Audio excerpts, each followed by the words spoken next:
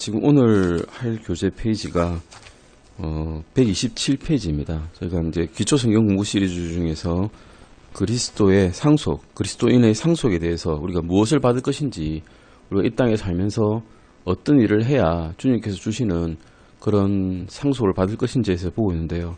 첫 번째는 그리스도를 섬기는 것이라고 했고요. 두 번째는 그리스도의 고난에 동참하는 것이 우리가 그리스도인의 상속을 받는 방법이라고 배웠고요. 세 번째는 저번 시간에 그리스도를 부인하지 않는 신실한 믿음을 통해서 그리스도인은 상속을 받을 수 있다라고 배웠습니다. 저번 시간에 127페이지의 위쪽 제일 아래쪽 부위까지 보았습니다. 예수님께서 이제 말씀하신 구절이 요한복음 10장 27절 28절입니다. 요한복음 잠깐 보시겠습니다. 요한복음 10장 요한복음 10장 27절 28절 말씀입니다. 요한복음 10장 27절 28절입니다. 같이 한번 읽어보시겠습니다. 요한복음 10장 27절 28절입니다. 내 양들은 내 음성을 들으며 나는 그들을 알고 그들은 나를 따르느니라. 내가 그들에게 영원한 생명을 주노니 그들이 결코 멸망하지 않을 것이요 또 아무도 내 손에서 그들을 빼앗지 못하리라. 이와 같이 주님께서는 우리가 한번 구원받은 사람들은 절대 구원을 잃어버리지 않는다라고 말씀해 주셨습니다. 왜냐하면 우리가 주님의 몸 안에 이미 들어갔기 때문입니다. 영생을 선물로 받은 사람은 멸망하지 않고 주님의 몸 안에 들어가게 됩니다. 우리는 주님의 몸 안에 있을 뿐만 아니라 주님의 몸의 또 일부분이라고 에베소서 5장 30절에서 32절 말씀에서 이렇게 말씀하고 있습니다. 에베소서 잠깐 보시겠습니다. 에베소서 5장 30절에서 32절입니다. 에베소서 5장 30절에서 32절까지입니다. 같이 읽어보시겠습니다. 우리는 그분의 몸과 그분의 살과 그분의 뼈들에 속한 지체들이니라. 이런 까닭에 남자가 자기 아버지와 어머니를 떠나 자기 아내와 결합하여 그들 둘이 한 육체가 될지니라. 이것은 큰 신비니라. 그러나 내가 그리스도와 교회에 대하여 말하노라. 우리는 그분의 몸이 되고 그분의 살가 되고 그분의 뼈에 속한 지체들이라고 주님께서는 이렇게 말씀하시고 계십니다. 우리는 즉 우리가 구원받았을 때 주님의 몸 안에 들어갔다는 것이죠. 이미 주님께서는 하느님의 우편에 앉아서 지금 우리를 위해서 중보하고 계시지만 우리는 구원받은 그 순간 이미 하늘나라에 속한 사람들이 되었다는 것입니다. 우리의 구원은 우리 자신이 그리스도께 신실하느냐 마느냐에 따라 달린 것이 아니라 주님께서 신실하시기 때문에 우리가 구원이 계속 유지된다는 것을 알고 있으시면 마음이 구원을 받은 다음에 누릴 수 있는 평화가 얼마나 큰지 모릅니다. 우리는 거듭났고 또 그분께서 영원히 신실하다는 것을 알게 되면 우리가 지금 어떤 행동을 하든 간에 사실 구원을 잃어버릴까 조마조마해가면서 두려워할 필요는 전혀 없는 것입니다. 그분이 우리 안에 있고 또 우리가 그분 안에 있기 때문에 구원은 이제 영원히 안전한 것입니다. 주님께서는 자신을 부인하실 수도 없기 때문에 그분의 능력이 영원하신 것과 마찬가지로 구원 또한 영원히 안전합니다. 아멘. 요한1서 4장 17절 보시겠습니다. 요한1서 4장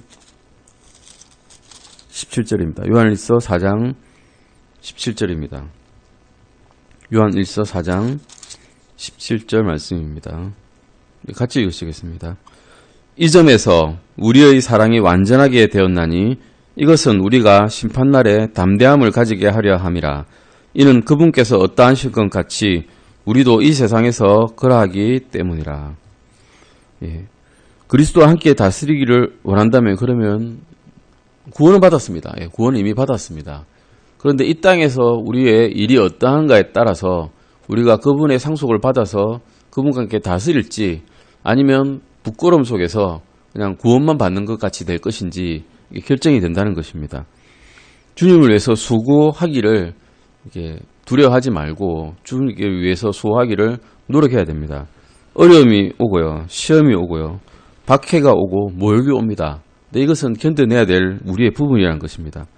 또한 그분을 부인하지 않아야 합니다.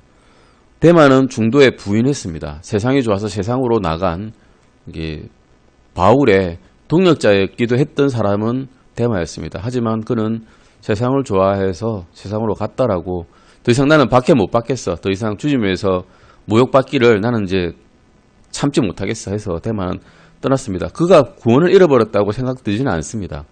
저의 개인적인 생각이지만 구원을 잃어버리지는 않았을 것입니다. 왜냐하면 주님께서는 그가 세상으로 나왔다 하더라도 그를 부인하지는 않으실 거라고 생각이 듭니다. 하지만 그는 주님과의 교제는 잃어버렸을 것이고, 나중에 주님을 만났을 때 주님 앞에서 부끄러움을 당하듯이 구원을 받게 될 것입니다. 교회에 나가는 것, 또 성경을 읽는 것, 기도하는 것, 복음 전도지를 나누는 중에 우리는 어려움도 당하고 시험도 당하고 박해도 당하고 모욕도 당하지만 중단해서는 안 되는 것입니다. 회사를 한번 생각해 봅시다. 회사에서 어떤 프로젝트를 주었을 때 그 조금 어렵다고, 아니면 내가 조금 귀찮다고 중단할 수가 있습니까? 중단할 수 없습니다. 어떤 결과를 낼 때까지는 계속 해야 되는 게 우리 회사원의 임무죠, 사실은. 똑같습니다. 주님께 내가 속했으면 그것보다 더 잘하면 잘해야 되지, 못하면 안 되는 것입니다. 계속해서 내가 할 수 있는 최선을 다해야 됩니다. 믿음으로 살고 또 그분의 뜻을 행해야 된다는 것입니다. 어떤 사람들, 그런 사람들, 자신이 할 수 있는 최선을 다했던 사람들, 결과가 어떠하든 간에 믿음으로 살고 그분의 뜻을 행한 사람들은 그리스도의 심판석에 갔을 때 보상을 받을 것입니다. 천년왕국 동안 주중에 주시고 또 왕중의 왕이신 그분과 함께 권세를 얻을 것입니다. 이것이 우리가 세 번째로 본 믿음 안에서 그리스도를 부인하지 않는 신실한 믿음을 통해서 그리스도인의 상속을 받을 수 있다는 것입니다. 네 번째입니다. 주님과 다스리기 위해서는, 즉 상속을 받기 위해서는 정결하고 거룩한 삶을 살아야 합니다. 정결하고 거룩한 삶이 무엇인지를 그러면 또 사실 알아야 되는데요. 에베소서 5장 1절에서 5절 잠깐 보시겠습니다. 에베소서입니다. 에베소서 5장 1절에서 5절까지입니다. 어떤 것이 정결한 삶인지를 에베소서 5장 1절에서 5절에서 말씀해 주시고 계십니다. 한번 같이 읽어보시겠습니다.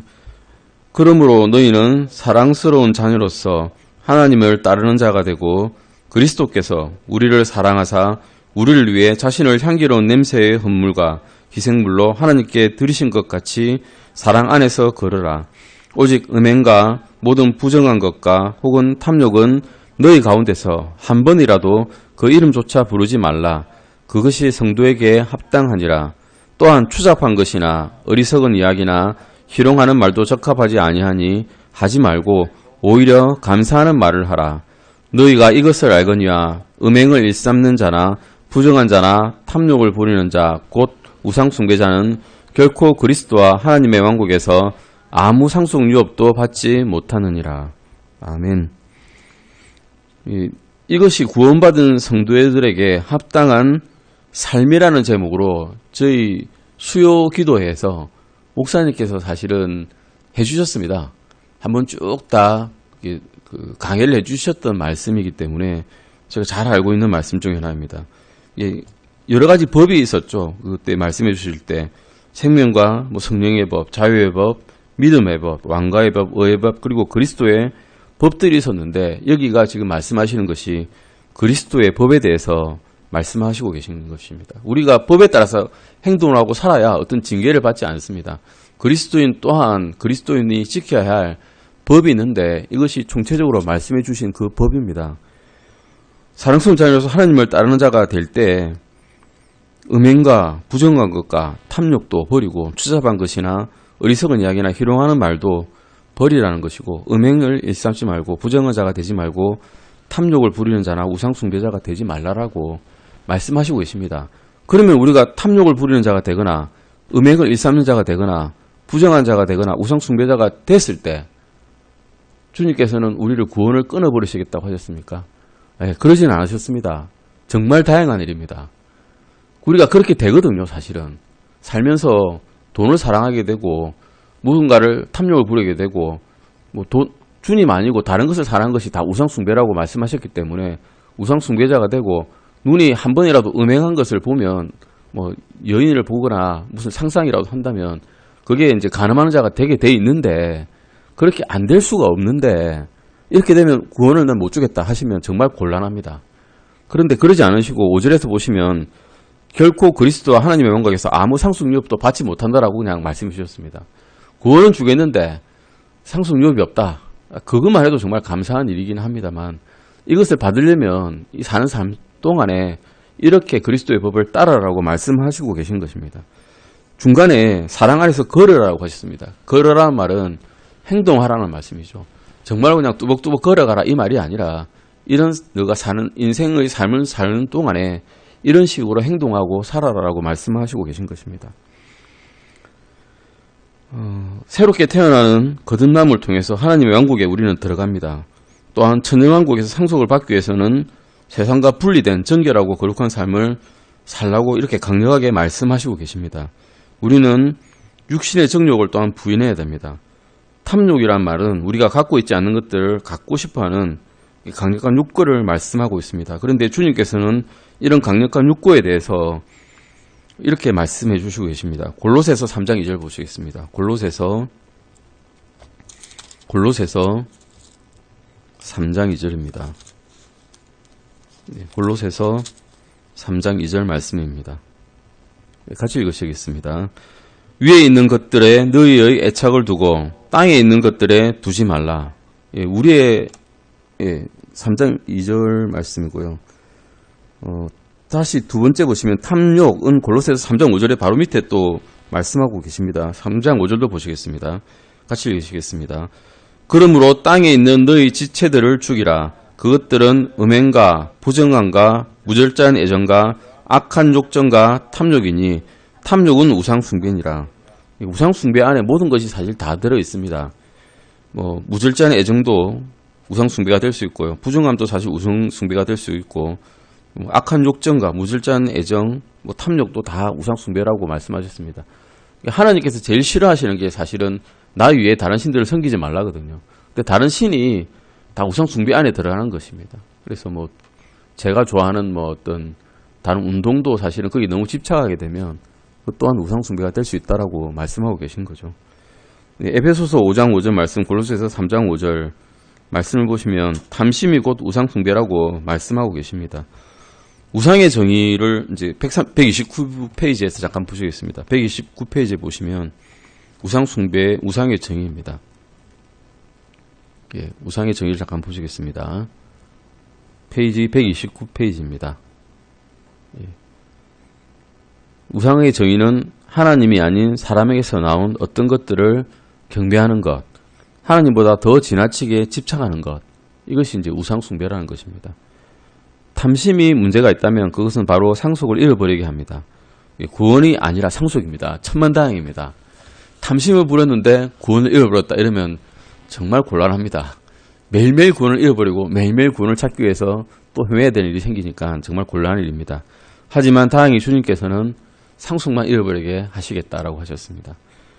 구원이 아니고 상속이고 주님과 함께 다스리는 권세입니다. 천년왕국 때 우리의 몸이 영화롭게 되어서 모든 능력을 가지고 이제 다스리게 되었는데 다스릴 게 없습니다.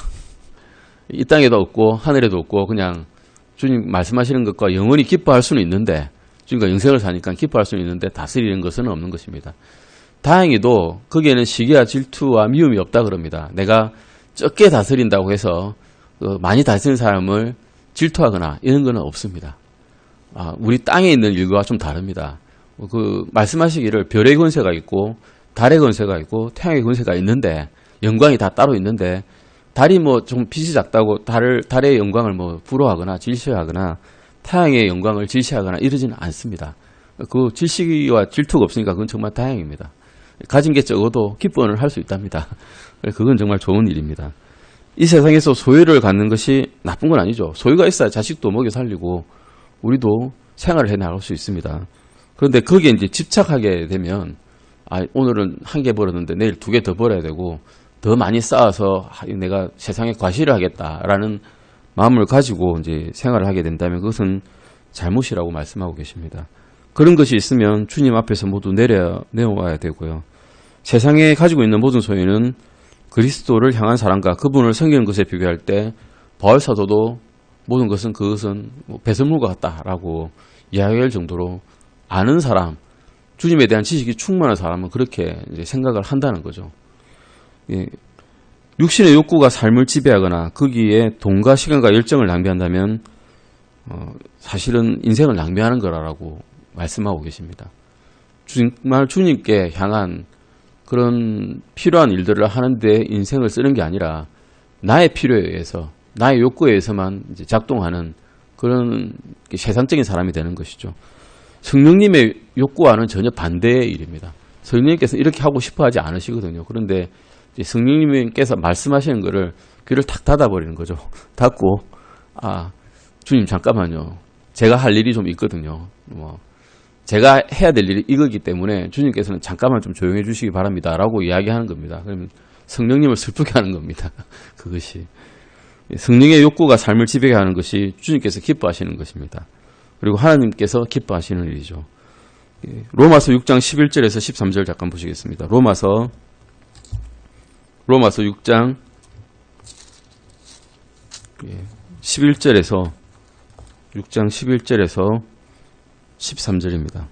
로마서 6장 11절에서 13절입니다.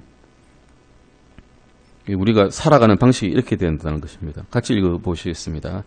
이와 같이 너희도 너희 자신을 죄에 대하여는 참으로 죽은 자요 하나님께 대하여는 예수 그리스도 우리 주를 통해 산자로 여길지어다.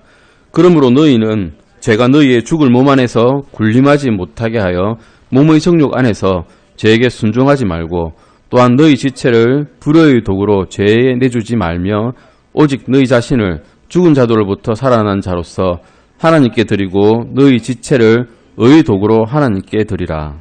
아멘. 이것이 이제 우리의 마음가짐이 되어야 된다라고 말씀하고 계십니다. 마음가짐이 뭡니까? 이렇게 하겠다는 이제 의지죠. 이렇게 의지를 가지라는 것인데 어떻게 매일매일 의지를 가지는가 하면 우리 자신을 죄에 대해서는 참으로 죽은 자고 하나님께 대해서는 우리를 위해서 우리를 통해서가 아니고 예수 그리스도를 통해서 우리 주를 통해서 산자로 여기고 살아야 된다는 것입니다. 산자로 여기는 것이 예수 그리스도를 통해 하나님께 대하여 산자로 여기는 것부터 이제 진정한 신앙생활이 시작된다는 것이죠.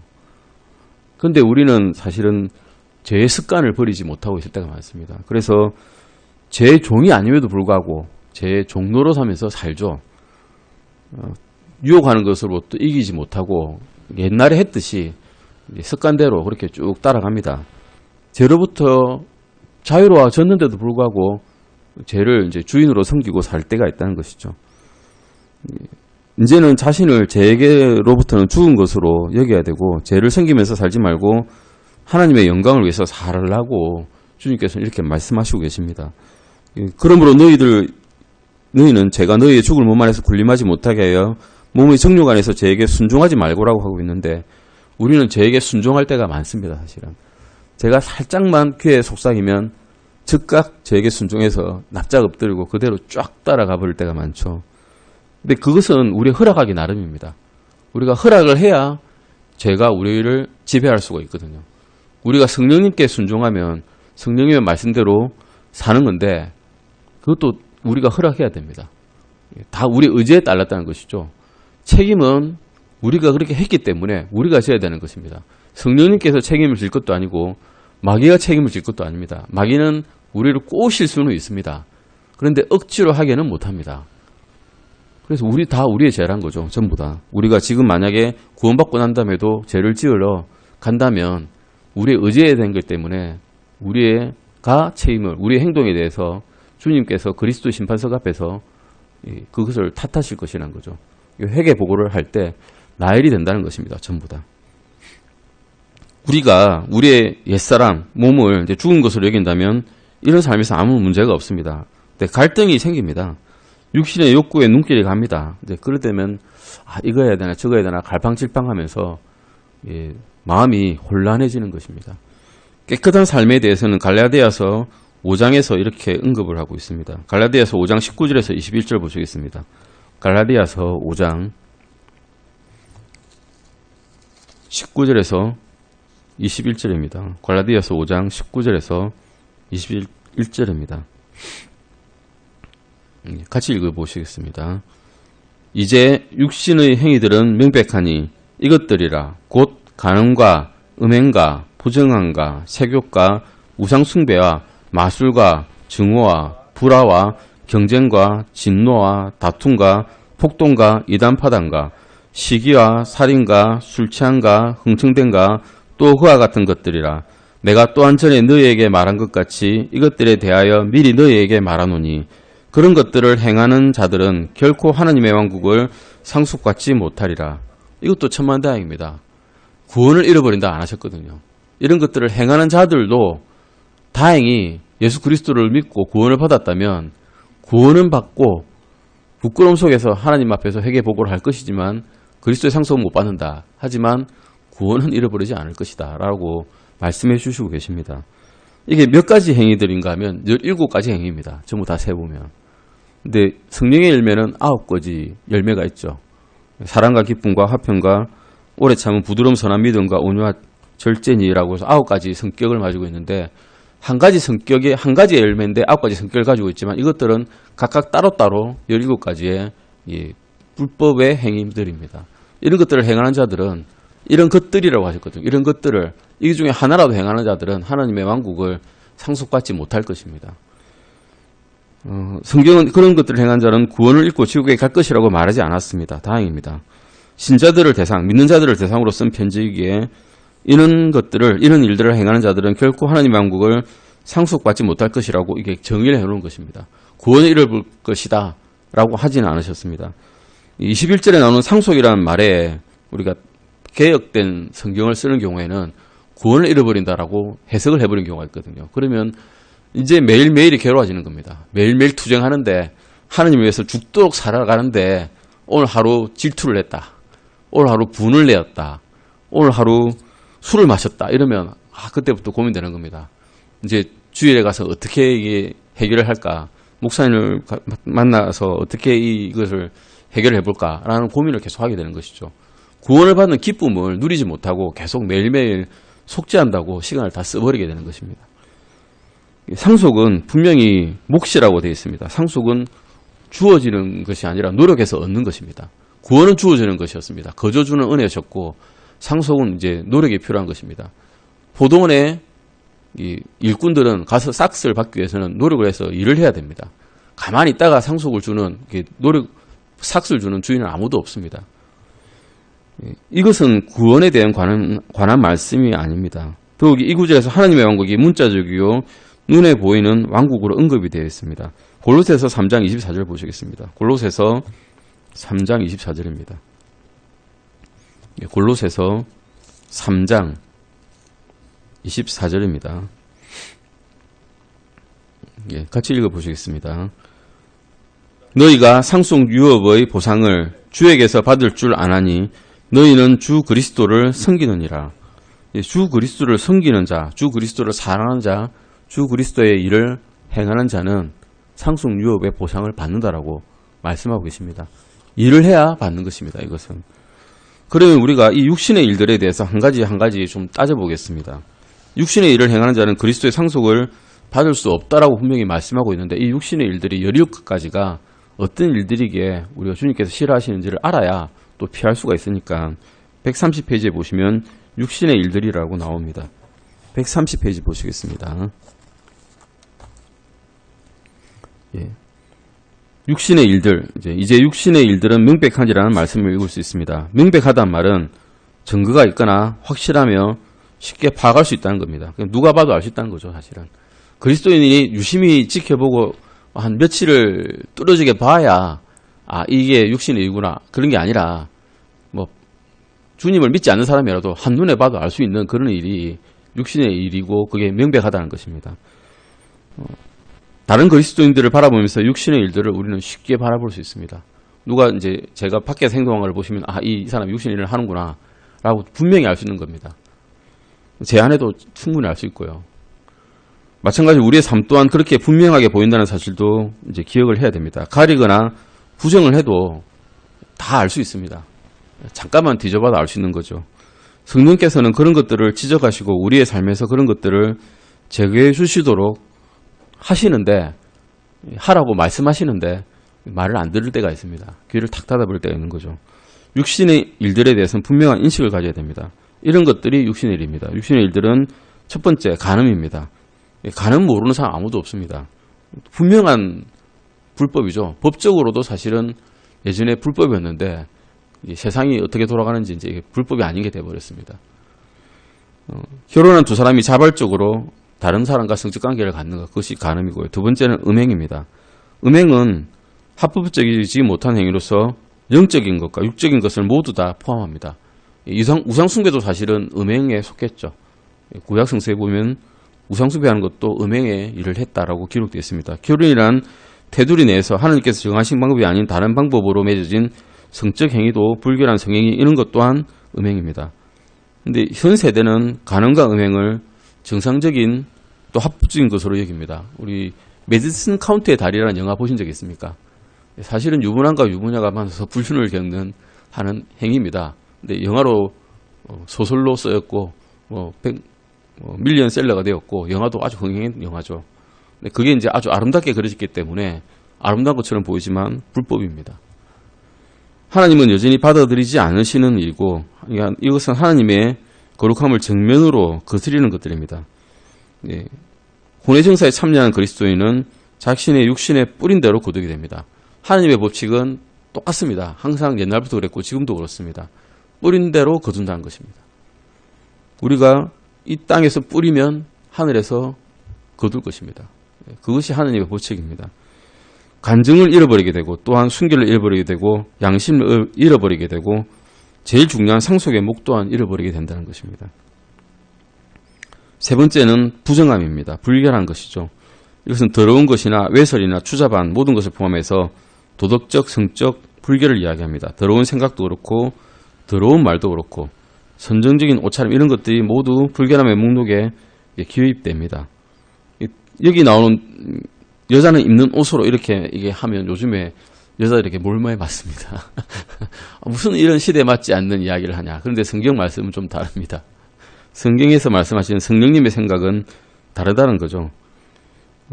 베드로후서 2장 14절 보시면, 제가 읽겠습니다. 또 간음으로 가득 찬 눈을 가지고 죄를 그칠 줄 모르며 불안정한 혼들을 속이니 그들이 곧 탐내는 습관으로 마음을 단련시킨 자들이요 저주받은 자식들이라고 해서 눈으로 짓는 죄 또한 주님께서는 굉장히 혐오하십니다.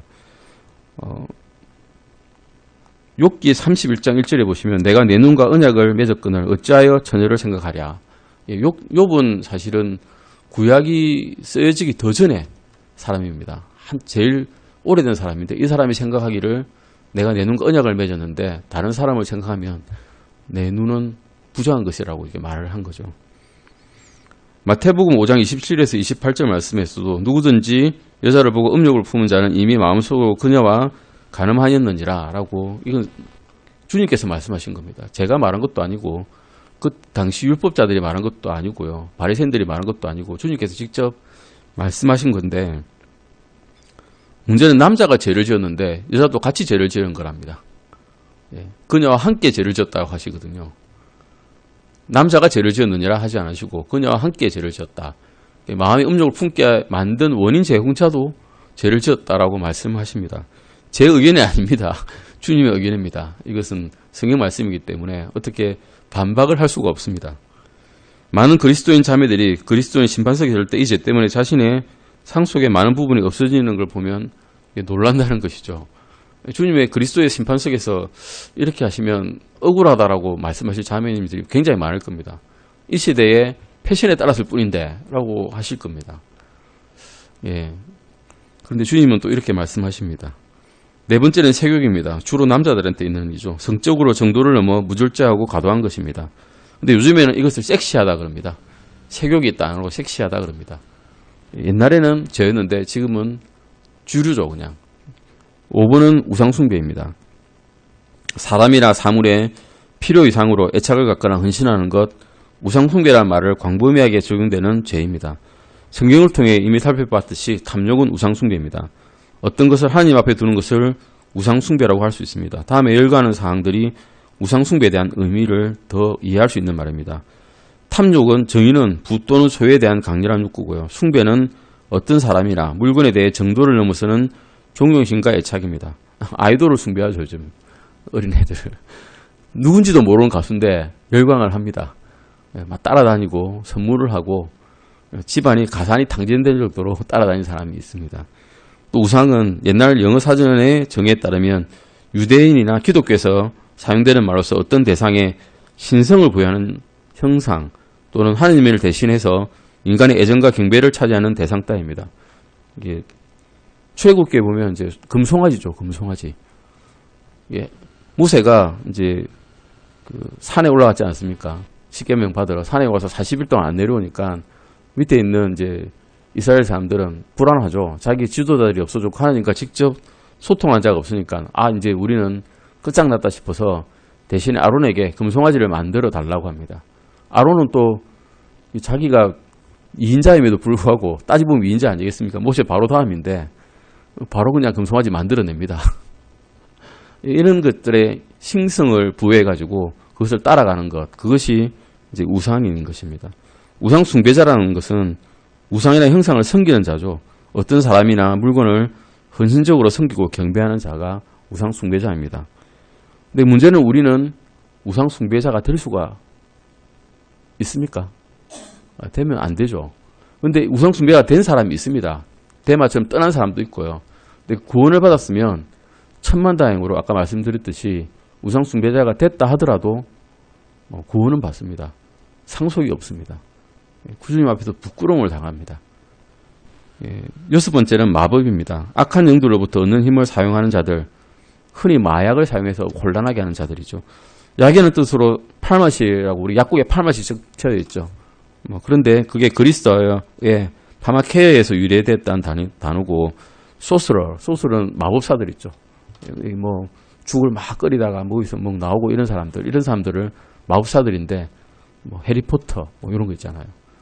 마법사들을 아주 우상화시키는 그런 영화들이 요즘에 많이 나와 있는데 이런 것들 또한 사람들의 영을 흐리게 하는 그런 영화들입니다. 이런 전판이나 점성술, 뭐 오늘의 운세 뭐 이런 거 보지 않습니까? 오늘의 운세 뭐 아니면 서양에서는 뭐 중국집에 가면 깨뜨려서 먹는 점과자 뭐 이런 것들 다 여기에 해당됩니다. 사무엘상 15장 23절 보시겠습니다. 사무엘기상 15장 23절입니다.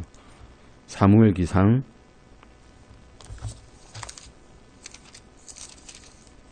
15장 23절입니다.